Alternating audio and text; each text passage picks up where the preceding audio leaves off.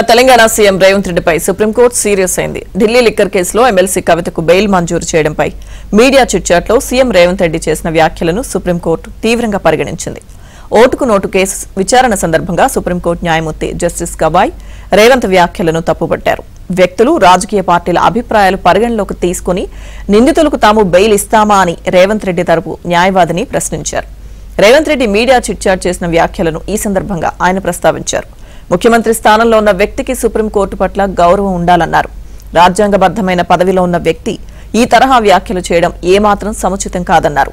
ఇలాంటి కాండక్ట్ ఉన్న వ్యక్తి తెలంగాణ సీఎంగా ఉన్నందున తాము ఓటుకు నోటు కేసును పిటిషనర్ కోరినట్టు మధ్యప్రదేశ్ హైకోర్టుకు బదిలీ చేయాలని ఆదేశాలు ఇవ్వొచ్చు అన్నారు. ఇక ఈ దశలో రేవంత్ రెడ్డి తరపున వాదిస్తున్న సీనియర్ అడ్వకేట్లు జోక్యం చేసుకుని ముకుల్ రోహత్కి, సిద్ధార్థ్ లూథ్రా ఇంకోసారి ఇలాంటివి రిపీట్ కాకుండా చూసుకుంటామని తెలిపారు.